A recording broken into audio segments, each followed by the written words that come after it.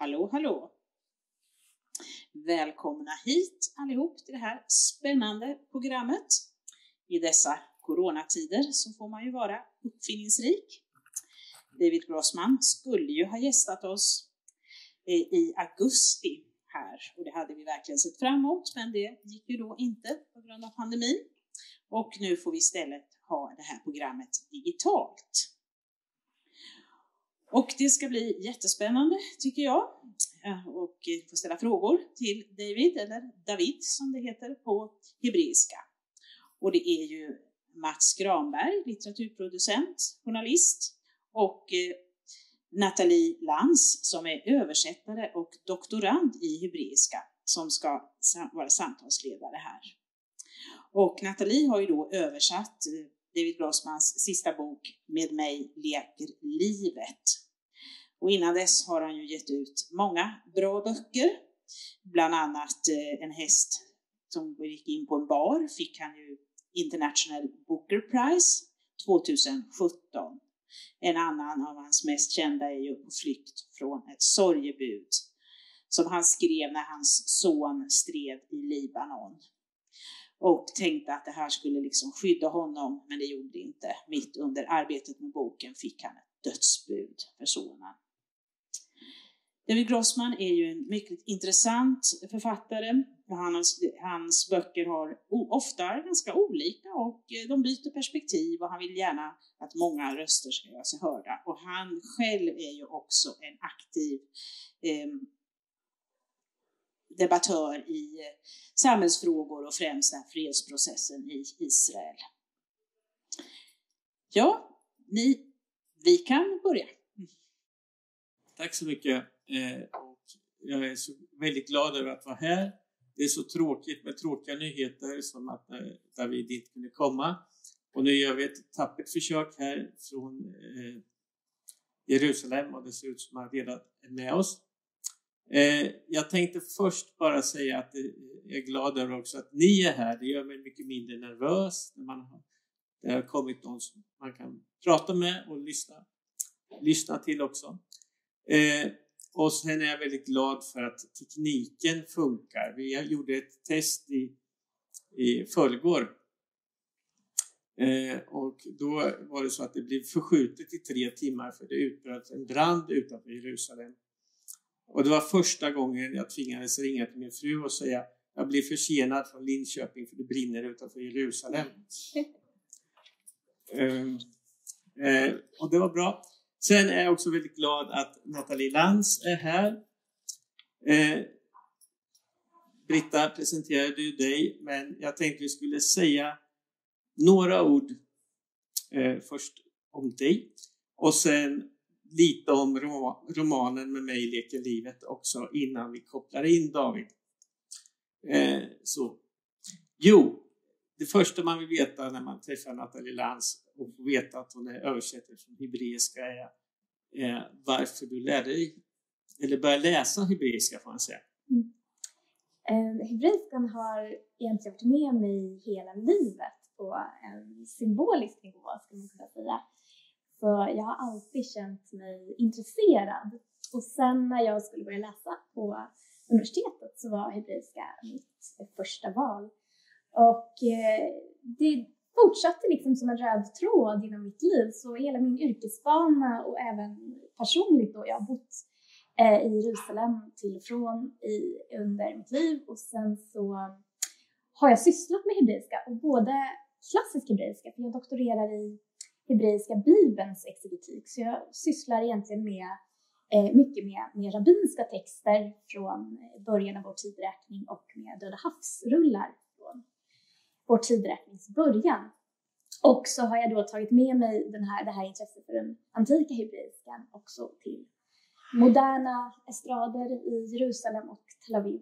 Och jobbade faktiskt på Judiska museet innan jag började översätta. Och jag hade, precis som du, sammankallat en liten paneldiskussion som skulle prata om varför hebreisk litteratur så ofta översätts via engelskan. För så har fallet varit i Sverige. Att man har inte gått direkt via hebreiskan utan via andra språk. Då hade jag sån tur så att i publiken så sitter en redaktör från Albert Bonniers förlag. Och jag går ganska hårt åt det här kring vilka nyanser som kan gå förlorade i översättningar som inte sker direkt från hebreiska. Så jag får kontakt med henne och hon vill helt enkelt att jag börjar lektörsläsa och senare översätta från hebreiska för Bonnier.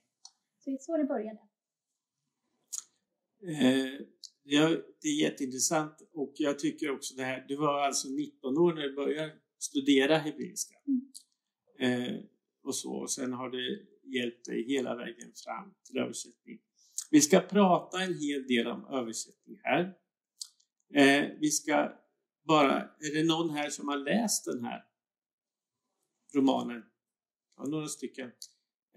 Så, vad bra. Då ska vi prata lite om den så ni vet vad den handlar om. Och också lite om den, hur det är att översätta den. För det ska vi övergå sen. Och sen när vi släpper in David här om ett par minuter så kommer vi övergå till engelska. Så, och vi ska prata, samtalet tar ungefär 40-45 minuter räknar jag med. Och vi ska se om ni har några frågor från publiken här. Om vi har några frågor så får ni gärna ställa dem.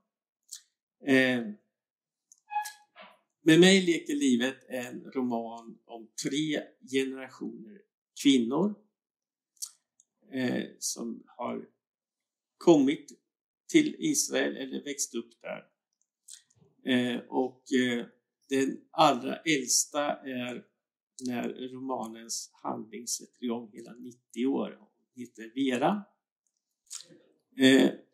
Och Vera har en historia. Hon kom till Israel tillsammans med sin unga dotter som då var barn efter det andra världskriget. Ja, den här berättelsen är en väv som så att säga vävs kring de här 3 kvinnorna. Vera då som är 90 år, hennes dotter Nina som när vi möter henne i boken är runt 60-årsåldern och Ninas dotter Gili som närmar sig 40. Och mellan de här 3 kvinnorna så finns det outtalade hemligheter, ett sår och en spänning som hela tiden i boken finns, liksom, nerven är på ytan hela tiden man känner den. Någonstans på Balkan har den här familjetragedin sitt ursprung. Och vi förstår senare att Vera har alltså suttit som fånge i ett gulagliknande läger, Titos fångläger, som han då instiftade för detta Jugoslavien för de som han helt enkelt tyckte var Stalinvänliga. Och där har Vera suttit i 3 år och torterats medan hennes dotter går helt enkelt, man vet inte riktigt vad som hänt med hennes dotter under den här tiden Vera sitter på den här ön. Och Goljoto betyder på kroatiska den nakna ön. Därför att under tiden Vera är där under Titos regim så kan ingenting växa, det finns ingen växtlighet på den här ön. Och just öns karghet och nakenhet och liksom bergets och havets villkor är väldigt centrala i den här romanen.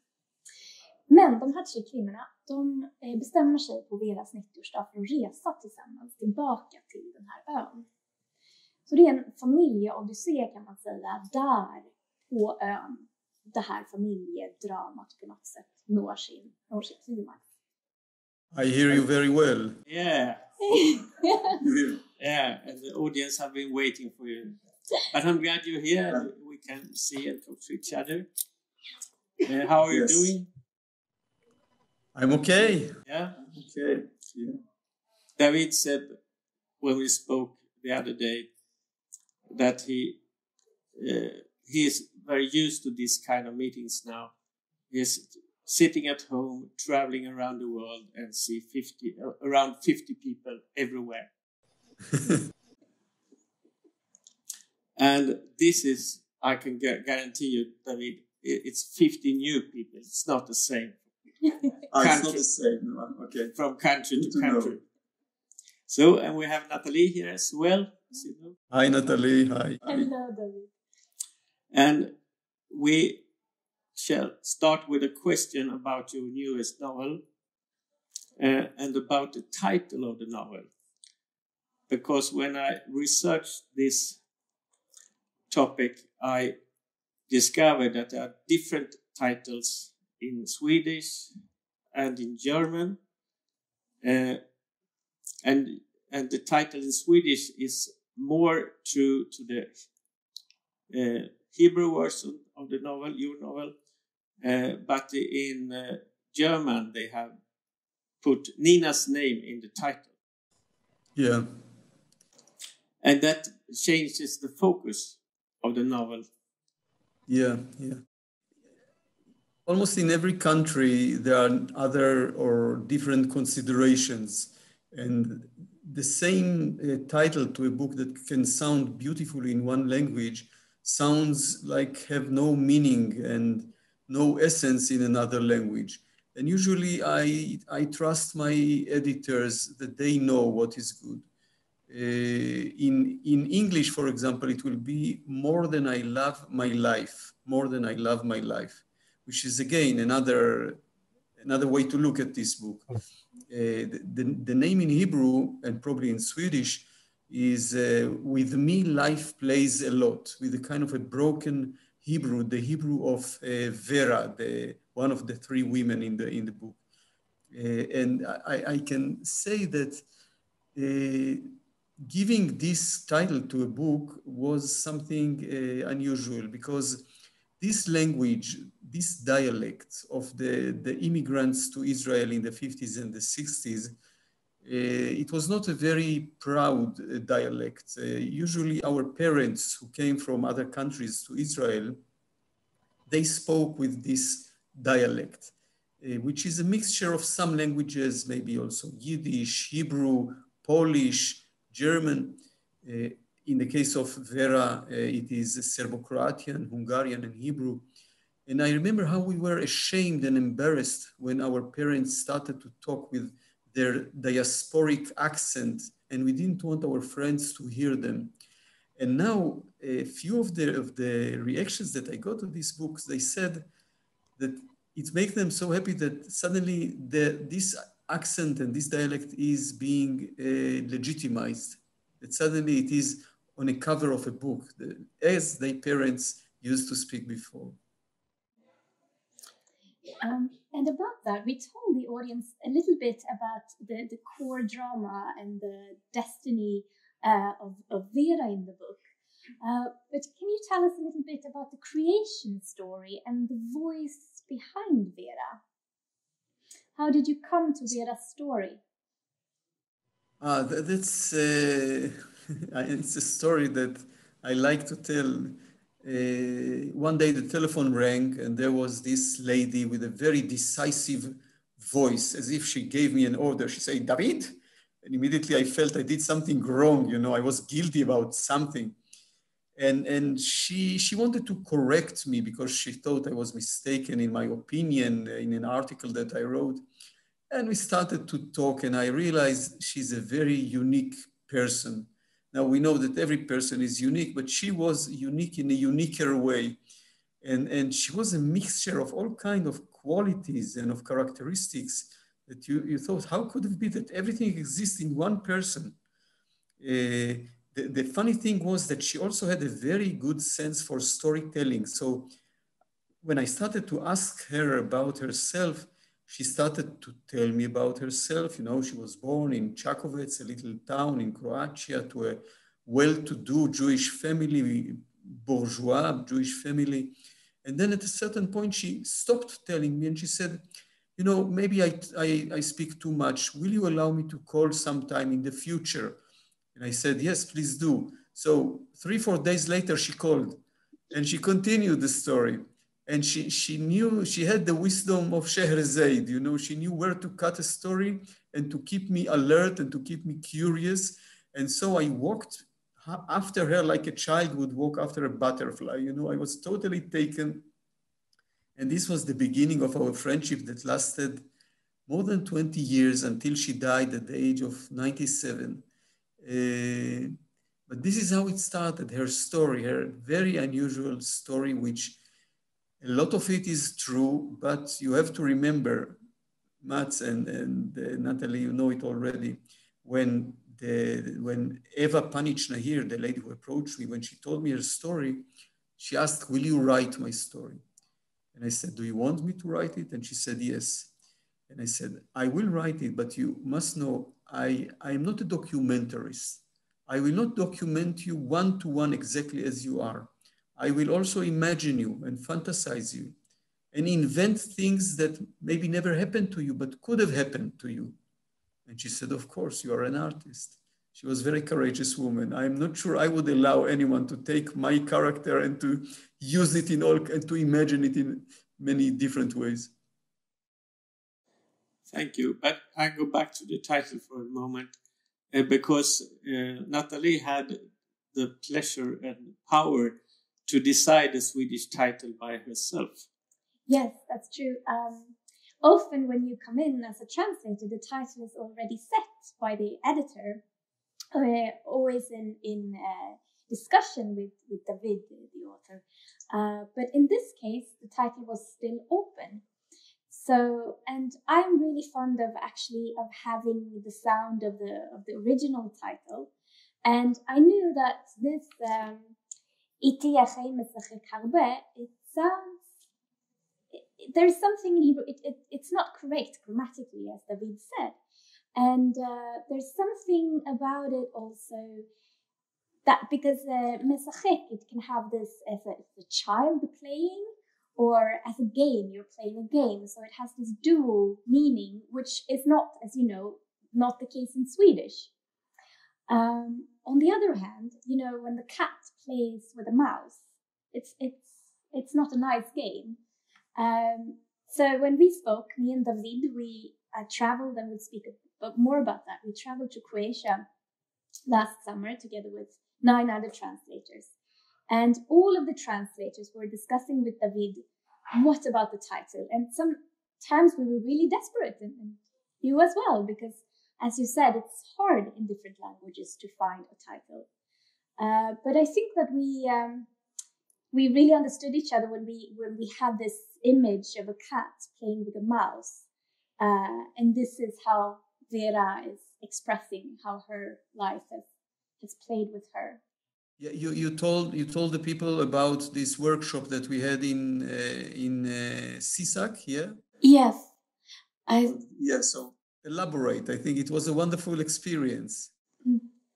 Why did you take the initiative of inviting the translators of your books? Because this was the third time we spent time together. Yes, the third time, and I hope that with every new book I will invite my translators.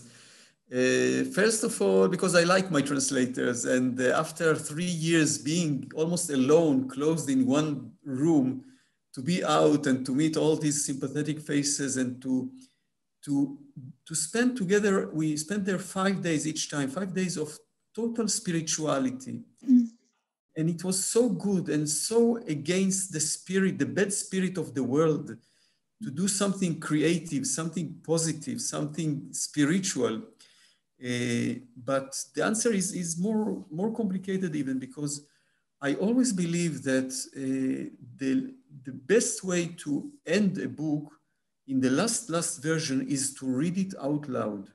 Because when you read it out loud, many problems and faults surface. And I always think of Gustave Flaubert, who used to stand in his window and to shout out with all his energy, to shout out Madame Bovary or other books that he has written. I am much more merciful towards my neighbors. I just read it to myself, sometimes to my wife. But I know that when I read it, and when I read the book to you, the translators, from the beginning of the book until the last phrase of it, I read it, I felt that you start to understand how I listen to, or let's say, what is the melody of my book for me, how I listen and hear it in my inner ear. And every book, I think, should have a melody of its own. And sometimes it's hard to find it.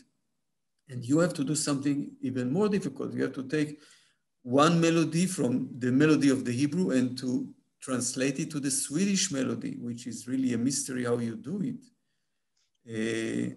And maybe we shall go and talk about it. What is translation? How is it possible at all?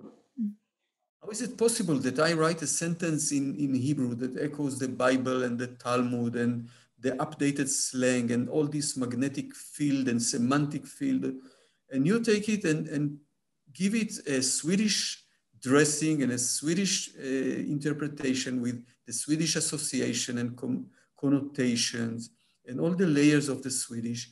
So what is it that the reader is reading?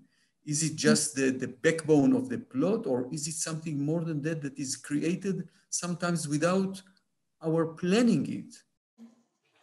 I think what you said about the melody, it's something that you hear within you also. And because translating is both a spiritual, but also, I think, a bodily experience. You hear voices and you smell smells. And when your intellect and your body is at the same page, so to speak, this is when you actually can start putting words on the paper. Not only if you only have the intellectual understanding of the text, you have to have the bodily, you have to hear you usually speak about the nigun in Hebrew, the melody, which is also a very sort of almost a religious term for praying.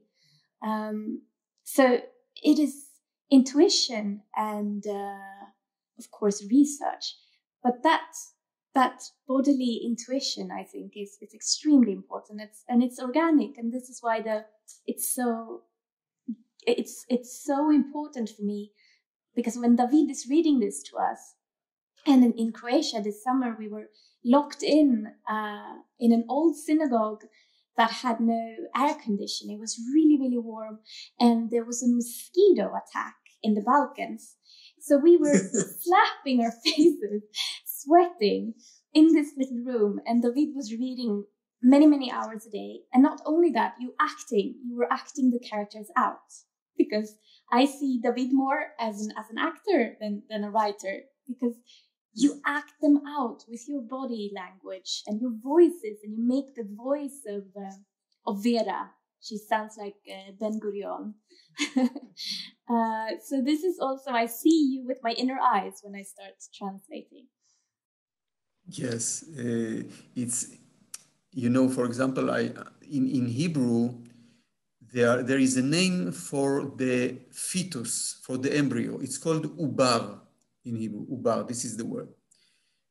But I think in Swedish, in Romanian, in Italian, there are 3 different names for ubar, according to the 3 phases of the pregnancy.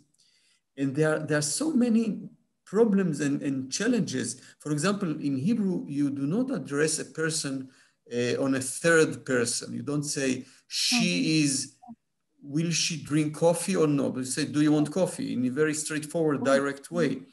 But in many languages, there is the third person, and there is the point where 2 people who who spoke together with the third person, they decide to move now to approach the second person. It shows the development in their relationship. But the Hebrew doesn't have it. The Hebrew is more flat in that sense. So what is the meaning? What do you create when you write in a Swedish? And there was always this story that I don't remember if you were present, but it was in Strahlen, in the previous place where we worked on the border between Germany and Holland. There is a wonderful center for translators and translations, and it was established by the father of my German translator, Anne Birkenauer, who was a mythological translator at his time. And it's a place, it's a hotel, but also a working place, and very well equipped with all the facilities.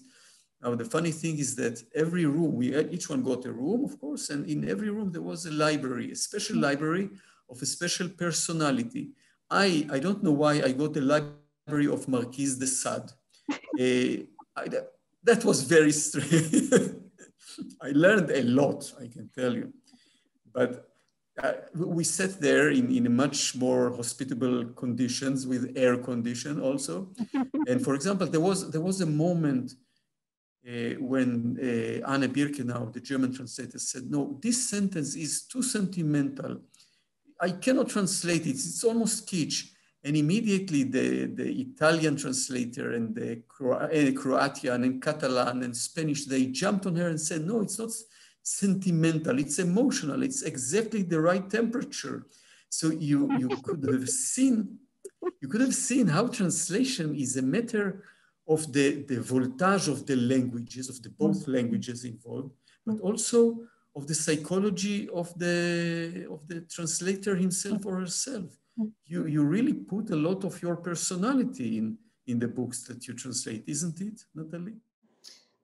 Absolutely. Absolutely. But there are, for example, when I did Susechad, En häst går in till en bar, and I translated that, that was a different experience because there are many more voices in this new book of yours. So it's also about activating different parts within your own personality, I think. But I wanna ask you something about that when it comes to the person and the story, because this story is woven around three women from three different generations. And we spoke about it before, but I think it's so interesting how they really speak also about their bodily experiences, childbirth and aging and adolescence. How was it to tell the story in the voices of these women? Yeah. First of all, I liked it very much because I know to write like a man, and I want to write like I don't know, not like I know. And here it was more complicated because there were, as you said, three different women, three different voices, and three different ages. But I think the answer is simple. You just have to surrender to the character. You just have to allow the character invade you and prevail inside you. You know, I thought that usually in our life, because we are so fanatic to our identity and our uniqueness, we become like a fist entrenched. And so many times we meet people who say, I am so different from my brother. I'm so different from my parents. Israelis will say, I'm so different from the Palestinians, and they will say the same thing about us. And I found out that if you act the other way around, if you say, no, I am very much built and consist of my parents, my brother, the Palestinian who is living 2-3 kilometers away from here. I consist of women, of children, of very old people, of insane people. If you allow them to infiltrate into you, and when they infiltrate, they awaken inside you all kind of options that otherwise would have been totally dormant and mute and dead. And if you are a writer, you just stop collaborating with this massacre of all the possible options inside you. I told you that, Natalie, in the workshop, when I was writing the book about the woman who escapes the news, I don't know how you call it in Sweden. På flykt från ett sorgebud. And for 2.5 years, I struggled with Ora. Ora is the main character. She's a woman, 50 years old, a very Israeli, typical Israeli woman, if there is something like that. And I was unable to write her. I mean, there were so many words around her, but I didn't really know her. And I believe the writer should know a character in the biblical sense of knowing, really to prevail totally in all his or her spaces, inner spaces, most intimate places, most intimate behaviors. And I was unable to write her, and I felt I'm losing the book. If I don't know her, so there is not the main pillar of the book. Out of despair, I sat and I wrote her a letter. I wrote her a letter with a pen and a paper and an envelope on the side. And I said, "Dear Ora, why are you like that? Why are you so stubborn with me? Why don't you surrender to me?" And when I wrote, "Why don't you surrender to me?" then I understood the heart of the matter. It's not her who has to surrender to me. It is me who must surrender to her. And when I allowed myself just to melt myself, like I did a massage to a very stiff point inside me, and then she almost wrote herself. Thank you, David. I now started to wondering if I followed the wrong career path. Why didn't I become a translator in Hebrew so I can hear David Grossman act his characters? I don't know how the audience feel, but I would really like to hear you reading Hebrew from this novel. Good. I thought I would just start from the very beginning. In that case, we don't need any explanations.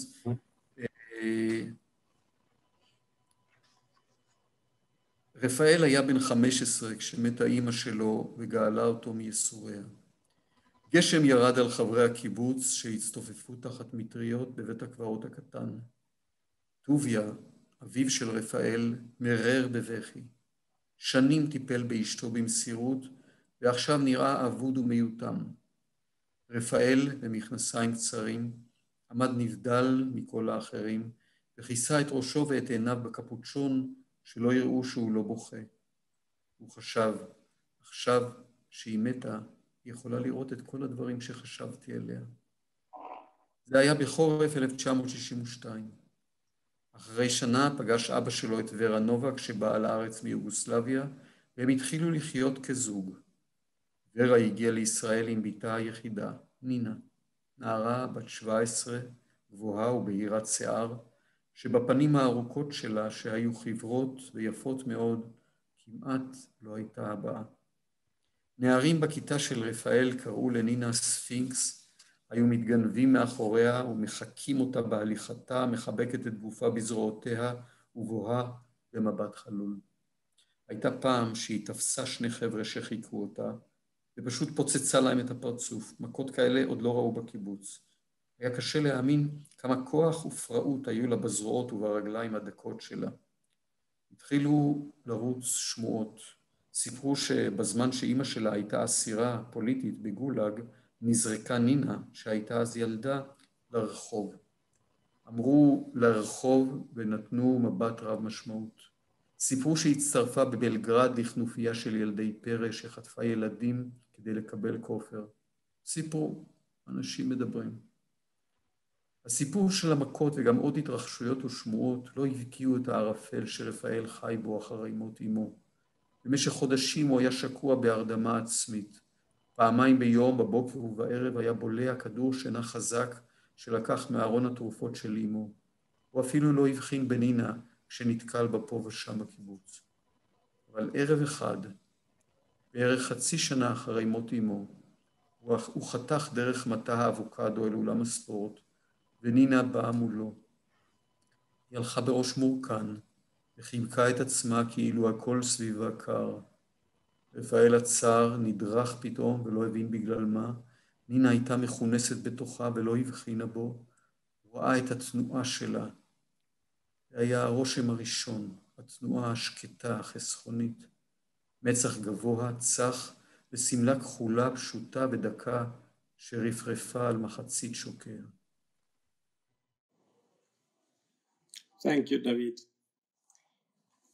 Ni hörde den speciella nigun som vi pratade om, melodin. Så nu ska jag läsa samma stycke på svenska.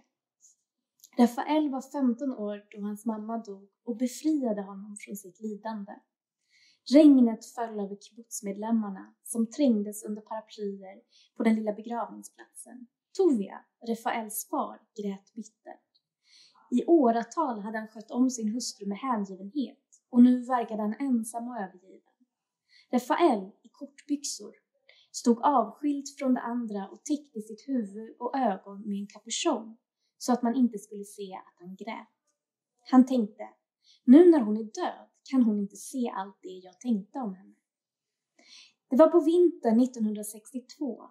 Ett år senare träffade hans far Vera Novak, som kommit till Israel från Jugoslavien, och de började leva tillsammans som par. Vera hade kommit till Israel med sin enda dotter Nina, en ung flicka på 17 år, lång och ljushårig, i vars långa, bleka och mycket vackra ansikte det nästan inte fanns något uttryck. Killarna i Rafaels klass kallade Nina för Sphinx. De smög efter henne och härmade hur hon gick, omfamnade kroppen med sina armar och stirrade med ihålig blick. En gång grep hon tag i de 2 killar som härmade henne och slog dem rätt och slätt i nyllet. Sådana slagsmål hade man ännu aldrig sett på kibbutzen. Det var svårt att begripa hur mycket styrka och vildhet hon hade i sina tunna armar och ben. Det började gå rykten. Man berättade att medan modern varit politisk fånge i Gulag hade Nina, som då var liten flicka, kastats ut på gatan. Man sa på gatan och la till en blick full av antydningar. Man berättade att hon i Belgrad hade anslutit sig till ett gäng vilda ungdomar som kidnappade andra barn för att kräva lösensumma. Det sades mycket, folk snackar. Historien om slagsmålet och även andra händelser och rykten kunde inte tränga igenom den dimma som Rafael levde i efter sin mors död. I månader var han som bedövad. 2 gånger om dagen, på morgonen och på kvällen, svalde han ett starkt sömnpiller som han tagit ur sin mors medicinskåp. Han la inte ens märke till Nina när han stötte på henne här och där på kibbutzen.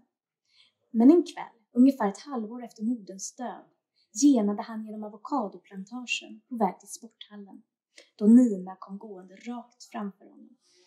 Hon gick med böjt huvud och armarna omkring sig, som om allt var kallt omkring henne. Rafael stannade upp, plötsligt spänd utan att förstå varför. Nina var innesluten i sig själv och la inte märke till honom. Han såg hennes rörelse. Det var det första intrycket. Den lugna, kontrollerade rörelsen. En hög panna, klar, och en enkel och tunn blå klänning som fladdrade halvvägs uppe på hennes lår. Hans ansiktsuttryck när han berättade det här för mig. Thank you, Natalie.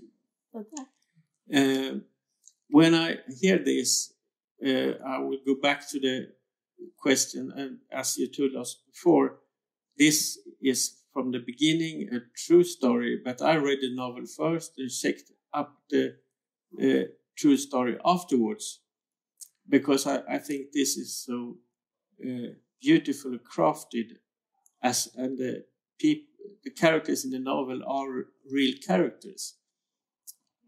But what was the fundamental in this story that made you want to write this?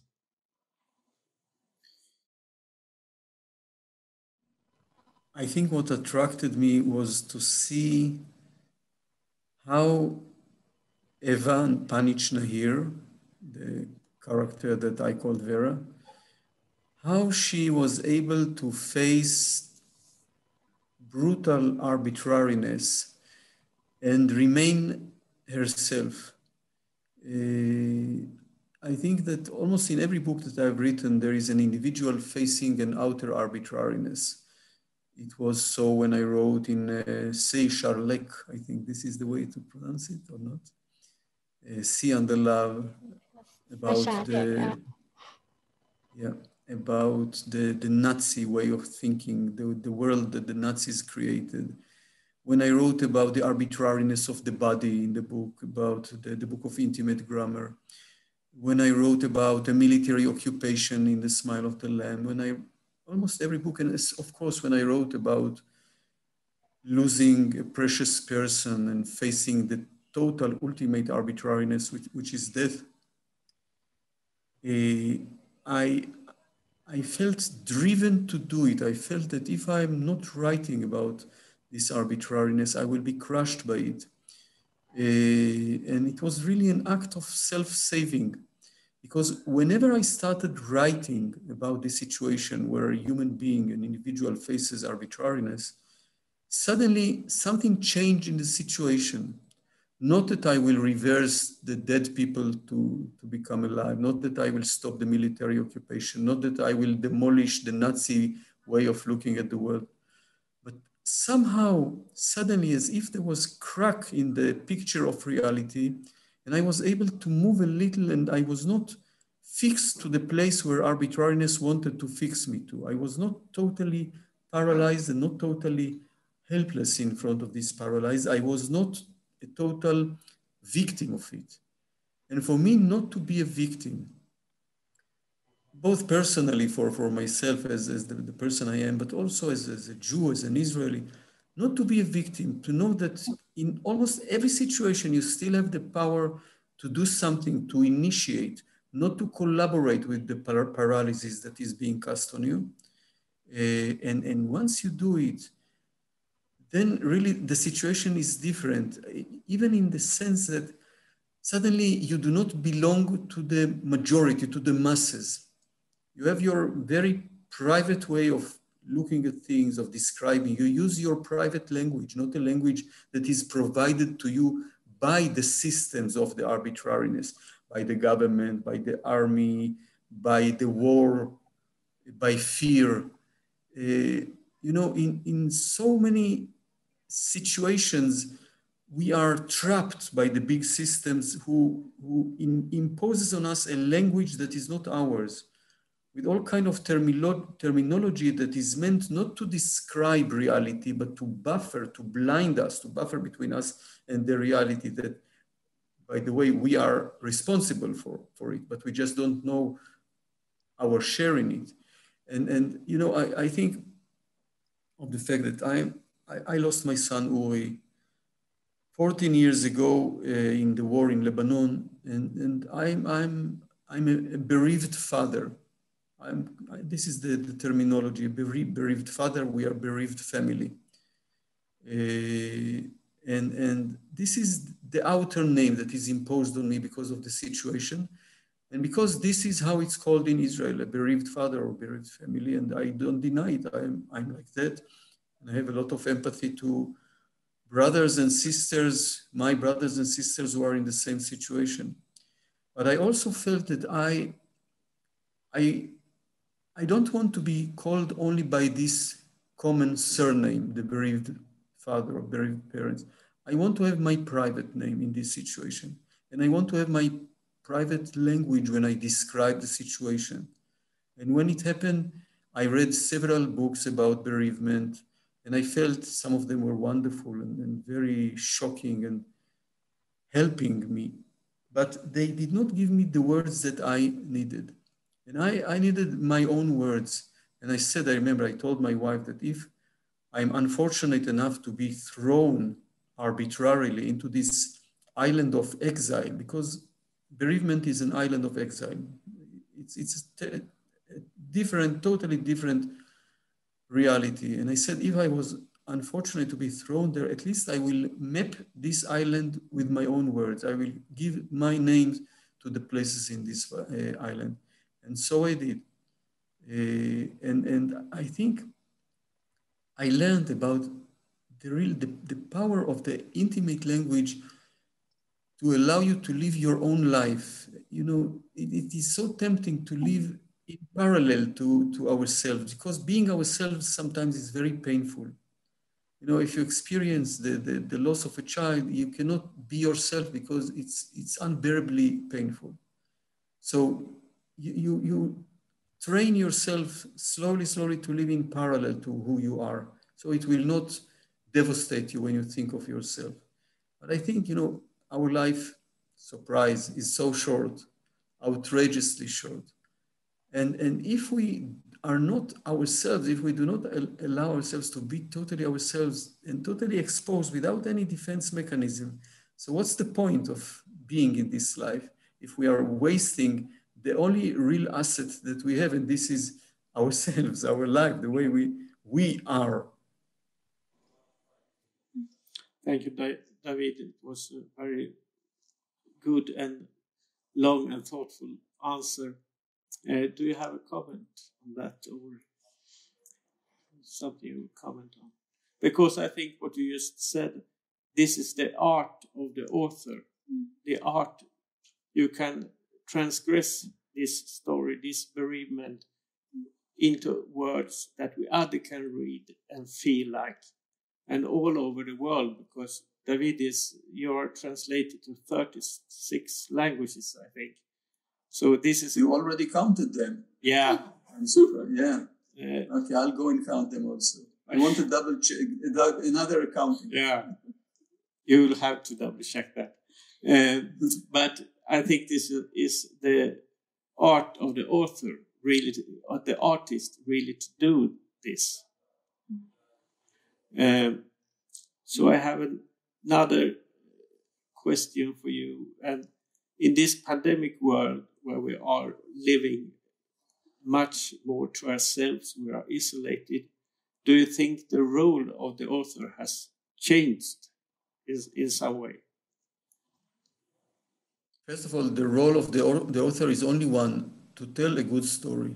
All the rest are byproducts. There are wonderful writers who do not relate to their political reality because this is their way, this is their nature. I think of other writers like the late Amos Oz or A.B. Yoshua or myself, and I think we take the world very seriously, very personally, not seriously. Everybody takes the world seriously, very personally. And this is why we are more active and write also about politics. And I will just add that for me, writing politics is important because reality in our situation is so extreme, so unusual, so dangerous and frightening that to write about it is really, again, to find my place in a reality that is being confiscated mainly by fear. And you asked about the pandemic. I think if there is something that writers can help, can contribute, is because we don't have many skills and many talents, but one thing we do have, and this is the ability to observe. I think good writers are good observers. And we know to observe and we know to put it in words. No more than that. We don't know more than that. We are not more clever when it comes to reality than every teacher, historian, carpenter, or taxi driver. But we know when we are given words that are deceiving, that are not the right word. When they are forging reality. And another thing is that we are tuned to the individual. Leaders, political leaders, military leaders, they think in masses, in huge chunks of human beings, if one can say so. I always think of the horrible saying that is attributed to Stalin. Stalin said, "One death is a tragedy, 1,000,000 deaths are statistic." And I think that what we do, writers, is to redeem the idiosyncrasy and the singularity of the individual from this dead statistic of Stalin. We are much more committed to the individual. And this is what we have, and this is what we can give and contribute.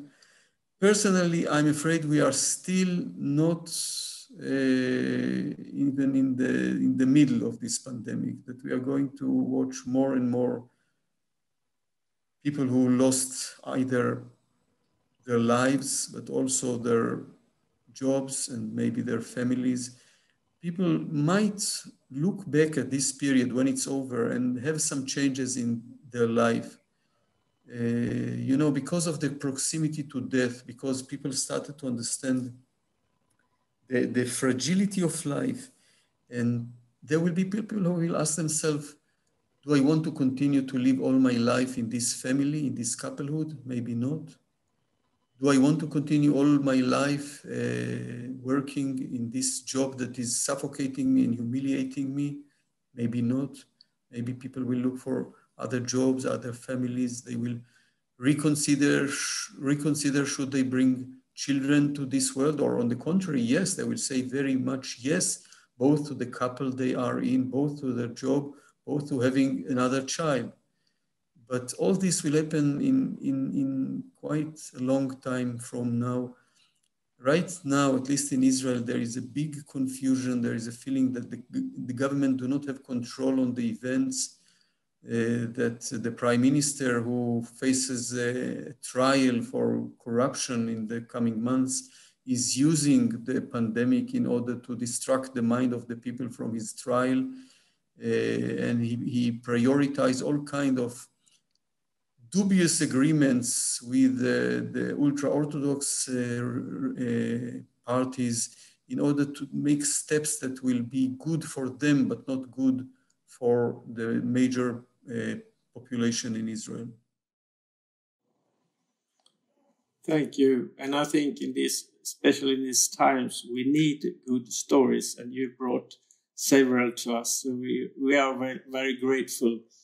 And I hope that this audience now will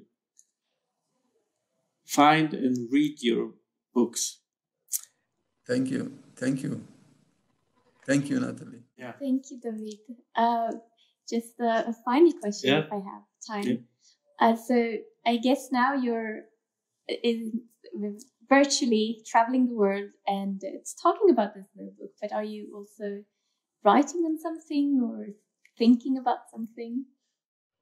Yes. First, as to what you said, it's a very strange situation. You know, my wife asked me, "Where are you tonight?" I said, "Tonight I'm in Sweden." And she said, "Weren't you in Sweden last week?" I said, "Yes, but no, but that was Frankfurt or Rotterdam." She said, "Okay, just come on time for pasta."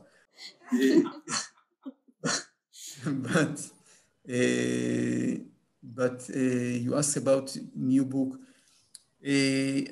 I have some ideas and still I have not chosen. I like this situation that I'm not choosing which one of them I will write, with which one I'm going to spend the next 2, 3, maybe 5 years, because each book has another personality and another background, another reality.